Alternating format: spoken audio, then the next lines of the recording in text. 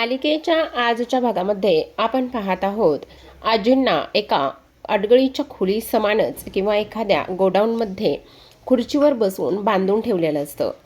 आजीला गुंगीचं औषध देण्यात आलेलं असतं, पण आता त्या औषधाची बहुतेक पॉवर कमी होऊ लागलेली असते आणि त्यामुळे आजी शुद्धीवर येत असतात. तेवढ्यातच ती बाई पुन्हा एकदा आजीला बेशुद्ध करत असते. दुसरीकडे आनंदने 25 लाख रुपये कॅश एका बॅगमध्ये आणलेले असते आणि समर म्हणत असतो, पूर्ण हे 25 लाख रुपये आहेत ना? तेव्हा आनंद म्हणत असतो, हो अगदी 25 लाख रुपये आहेत. हे त्यांचा तोंडावर मार आणि आजीला लवकरात लवकर घेऊन ये. तेवढ्यातच आता अंशुमनचा पुन्हा फोन आलेला असतो समरला. समर म्हणत असतो, पण माझी आजी ठीक आहे ना? तेव्हा अंशुमन म्हणत असतो, तुझ्या काय बापाचा नोकर आहे का मी? 25 लाख रुपये मला रोकड हवी आहे आणि एक ॲड्रेस पाठवतो. त्या ॲड्रेसवर यायचं आणि त्यानंतर मात्र तिथे कॅश घेऊन यायची. तेव्हा समर म्हणत असतो, पण आजीला काही करू नकोस, तुला सांगितलंय तेवढं कर. 25 लाख रुपये घेऊन ताबडतोब पाठवलेल्या लोकेशनवर ये. तेव्हा समर म्हणत असतो, हो मी ताबडतोब येतो. आता समरच्या फोनवर लोकेशन आलेलं असतं. स्वानंदी समरला शांत करत असते. आनंद विचारत असतो, हे लोकेशन बघ जरा पटकन कुठे आहे. आता आनंद म्हणत असतो, एक 18 ते 20 मिनिटाच्या अंतरावर आहे. स्वानंदी म्हणत असते, फार फार तर अर्धा तास लागू शकतो, काळजी करू नका राजवाडे. आता इकडे आजींना त्या लोकेशनवर रिक्षात बसून त्या 2 बायका घेऊन आलेल्या असतात. आजी मात्र बेशुद्ध असते. त्यानंतर त्या बायकांना पाठवून दिलेलं असतं आणि इकडे मात्र अंशुमन वाट बघत असतो. आता आजींच्या बाजूला रिक्षामध्ये मल्लिका बसलेली असते. मल्लिकाने आजीला घट्ट पकडूनच ठेवलेलं असतं. आजी शुद्धीवर येणार नाही याची ती पुरेपूर काळजी घेऊ लागलेली असते. अंशुमन एका खूप मोठ्या गाडीच्या मागे उभा राहिलेला असतो आणि समोरच एक ग्रे रंगाची व्हॅन सुद्धा उभी असते. त्या व्हॅनमध्ये तोंडाला पूर्ण पॅक असा बांधून एक ड्रायव्हर बसलेला असतो आणि आता लगेचच अंशुमन जेव्हा समोर येतो त्यावेळेला कॉल करत असतो आणि म्हणत असतो, आलास का लोकेशनवर? तेव्हा समर म्हणत असतो, हो मी लोकेशनवर आलो आहे. आजी कुठे आहे? तेव्हा अंशुमन म्हणत असतो, अरे तुझ्या आजीला तर देणारच आहे, पण आत्ताच आत्ता समोर तुला एक ग्रे रंगाची व्हॅन दिसत आहे.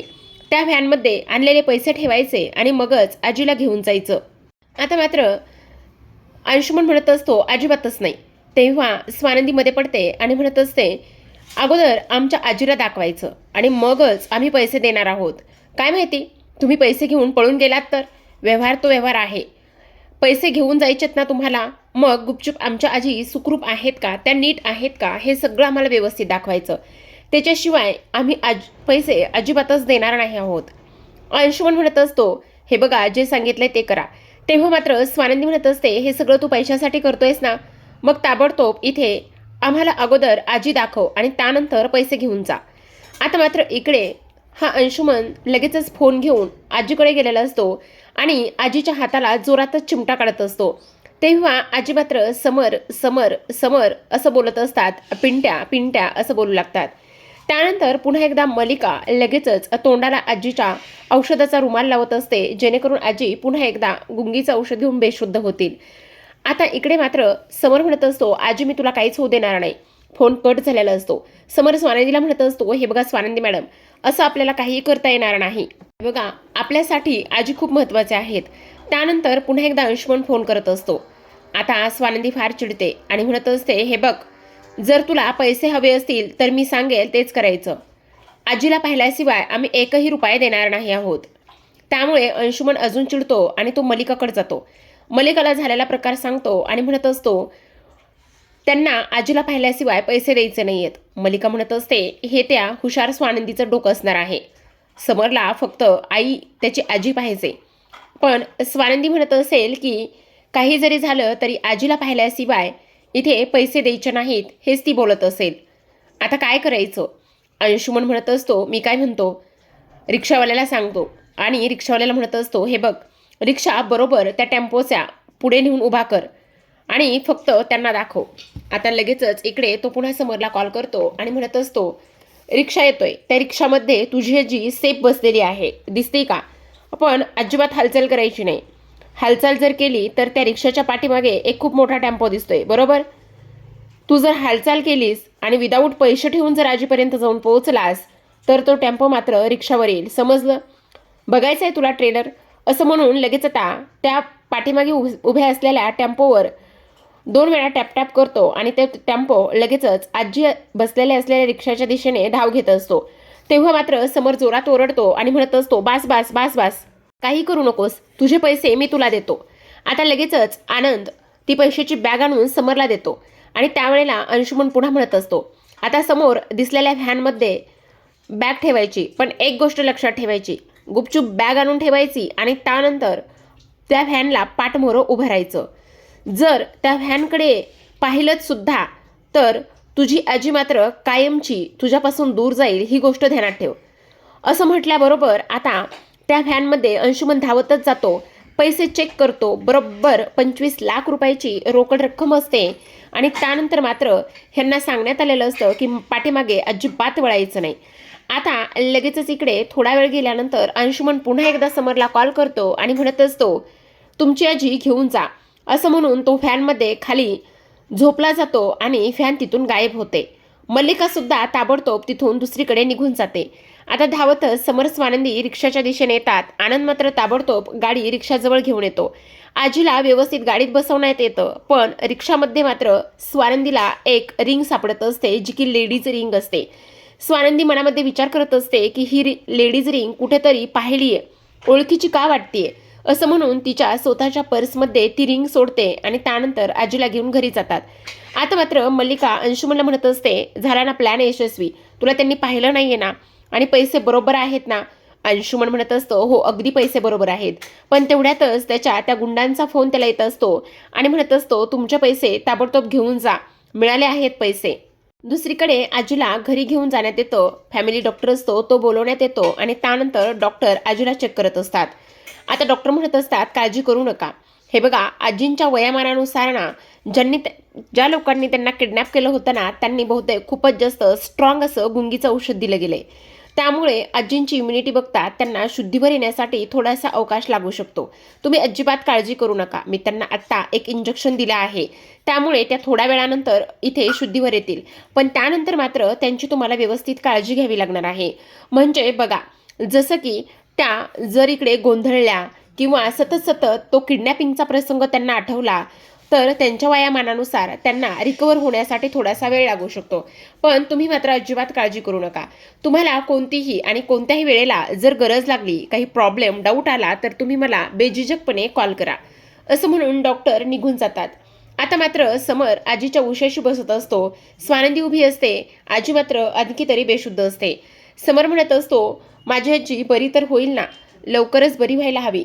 तेव्हा स्वानंदी समरला म्हणत असते, राजवाडे प्लीज तुम्ही काळजी करू नका ना, सगळं काही व्यवस्थित होईल आणि आजी लवकरच बऱ्यासुद्धा होतील, तुम्हाला काळजी करायची गरज नाहीये. पण समर मात्र म्हणत असतो, नाही, जोपर्यंत माझी आजी शुद्धीवर येत नाही तोपर्यंत मात्र मी इथेच बसून राहणार आहे. मी अजिबात इथून उठणार नाही किंवा कुठे जाणार सुद्धा नाही. तेव्हा स्वानंदी म्हणत असते, राजवाडे प्लीज ऐका ना जरा. पण आता इथे दुसऱ्या बाजूला मात्र काही पैसे मिळालेले असतात, त्या पैशामधला जो काही हिस्सा आहे तो हिस्सा आता इकडे त्या गुंडांना अंशुमन देत असतो. मल्लिका म्हणत असते, अजिबात आमच्या घराकडे पुन्हा फिरकायचं नाही आणि आमचं नाव सुद्धा घ्यायचं नाहीये. अंशुमन म्हणत असतो, तू काळजी करू नकोस, मी त्यांना सांगितलंय, जर तुम्ही माझं कुठे नाव घेतलं तर मग सगळे पुरावे पोलिसात देईल आणि तुम्हाला जेलमध्ये टाकेल. मल्लिका म्हणत असते, कुठे आहेत पुरावे? अगं खोटं बोललो मी. तेवढ्यातच शुशचा कॉल अंशुमनला आलेला असतो. आता अंशुमन मात्र फार चिडतो, रागवतो. तेव्हा मल्लिका म्हणत असते, हे बघ, तिला खुश ठेव आणि तिच्या थोडंसं कलाने घे. जर तिच्या विरोधात जाऊन एकही शब्द बोललास ना तर ती सगळं काही स्वानंदी समोर बोलेल. आज संध्याकाळी तिला डिनरला घेऊन जा. दुसऱ्या बाजूला आजीला शुद्ध आलेली असते. स्वानंदी म्हणत असते, राजवाडे बघा ना, आजीला शुद्ध आली. तेव्हा समर म्हणत असतो, आजी तू बरी आहेस ना, तू ठीक आहेस ना? आजी म्हणत असतात, हो मी ठीक आहे, मी बरी आहे, तू नको काळजी करू. स्वानंदी धावतच जाऊन आजींसाठी पाणी आणते आणि त्यानंतर समर आजीला पाणी पाजत असतो. तेव्हा मात्र इथे आता आजी म्हणत असतात, मला खूप जास्त भूक लागली रे. तेव्हा समर म्हणत असतो, मी आता तुझ्याकडे पूर्ण लक्ष देणार आहे, काही जरी झालं ना तुला माझ्या नजरेआड सुद्धा ठेवणार नाहीये मी. आणि तेव्हा आजी म्हणत असतात, पण मला ना काहीतरी चमचमीत खावंसं वाटतंय. तेव्हा समर म्हणत असतो, अजिबातच नाही, तू जेव्हा बरी होशील ना तेव्हा मी तुला पाहिजे ते सगळं काही खायला देईल, पण आता मात्र मी म्हणेल तेच तुला खावं लागणार आहे. अरे पिंट्या, मी बरीच आहे, मला कुठे काय झालंय. हो कळतंय ना, तू बरी आहेस, पण मी सांगणार आहे तेच तू करणार आहे, समजलं? दुसऱ्या बाजूला मात्र स्वानंदी म्हणत असते, आजी मला एक गोष्ट सांगा, तुम्ही जेव्हा तिकडे गेलात तेव्हा तुम्हाला कोणाचे चेहरे आठवत आहेत का? म्हणजे तुम्हाला कोणी किडनॅप केलं, नेमकं तुमच्याबरोबर काय काय झालं? तेव्हा आजी म्हणत असतात, अगं मी मंदिरात गेले होते. मंदिरातून बाहेर पडले तेव्हा माझा पाय निसटला आणि पाय निसटल्यानंतर 2 स्त्रिया आल्या. त्यांनी मला पडण्यापासून इथे सावरलं. पण त्यांनी मात्र सावरल्यानंतर एक कार आली आणि त्या कारमध्ये त्यांनी मला बंद केलं. बहुतेक ना त्यांनी मला ना बेशुद्धीचं, गुंगीचं औषध दिलेलं असावं. पण तिथून मात्र मला काही आठवत नाही. तरीसुद्धा स्वानंदीचे प्रयत्न सुरू असतात. स्वानंदी म्हणत असते, मी काय म्हणते आजी, मला एक गोष्ट सांगा, त्यांचे चेहरे तुम्हाला आठवत आहेत का? नाही ग, मला त्यांचे चेहरे वगैरे काही आठवत नाहीये. बरोबर, ठीक आहे, तुम्ही नका ताण घेऊ, तुम्ही नका लोड घेऊ, सगळं काही व्यवस्थित होईल, तुम्हाला काळजी करण्याची काही गरज नाहीये. पण पिंट्या ऐक ना, मला फार भूक लागली रे, मला काहीतरी चमचमीत खावंसं वाटतंय. तुला माहिती ना, मी जेव्हा आजारी असेल तेव्हा मला चमचमीत खावंसं वाटतं. तेव्हा पिंट्या म्हणत असतो, आजी तू आता किती हट्ट केलास ना तरीसुद्धा मी जे डॉक्टरने सांगितलं आहे ना तेच तुला खायला देणार आहे. तू एकदा बरी झालीस ना मग पाहिजे ते सगळं काही तुला खायला देणार आहे. आणि आता इथून पुढचे काही दिवस मी तुला माझ्या नजरेसमोरून सुद्धा दूर जाऊ देणार नाही, हे सुद्धा तू लक्षात ठेव. आता मात्र स्वानंदी म्हणत असते, आजी तुम्ही अजिबात काळजी करू नका, मी तुमच्यासाठी काहीतरी हेल्दी खायला घेऊन येते. असं म्हणून स्वानंदी मात्र निघून जात असते. आता इकडे पिंट्या म्हणत असतो, आजी काही जरी झालं ना तरी सुद्धा मी इथून कुठेही जाणार नाही, तुझ्यापासून मी हलणार सुद्धा नाही. आजी जर तुला काही झालं असतं तर मी काय केलं असतं? तुझ्याशिवाय माझं विश्व हे विश्व नाहीच आहे आजी, हे तुला चांगलंच माहिती आहे. असं सुद्धा तो बोलत असतो आणि त्यानंतर मात्र आजीला घट्ट मिठी मारत असतो. दुसरीकडे स्वानंदी खोलीमध्ये जाते आणि खोलीमध्ये गेल्यानंतर मात्र आता ती म्हणत असते, ही रिंग नेमकी कोणाची आहे? त्याचबरोबर आता मात्र एका गोष्टीचा विचार तिच्या मनामध्ये येत असतो की राजवाड्यांना इथे एका नंबरवरून फोनसुद्धा आला होता.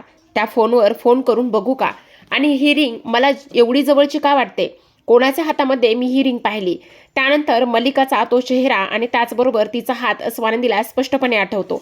आता मात्र स्वानंदी म्हणत असते, म्हणजे काकूंची एवढी हिंमत वाढलेली आहे की त्यांनी आजींना किडनॅप करण्याची इथे हिंमत केली आहे. जर ह्या सगळ्या गोष्टींच्या पाठीमागे काकू असतील तर मला खूप जास्त इथे प्रॅक्टिकली विचार करावा लागेल आणि सावधगिरीने सगळे पुरावे शोधावे लागतील. आता मात्र हा विषय फार नाजूक आहे, काही जरी झालं तरी मी हे पुरावे शोधणारच, असं स्वानंदी म्हणते. आता प्रेक्षकांनो, स्वानंदी हे सत्य कसं शोधून काढेल हे पाहणं फार इंटरेस्टिंग आहे. तर पाहत राहा विण दोघातलीही तुटेना.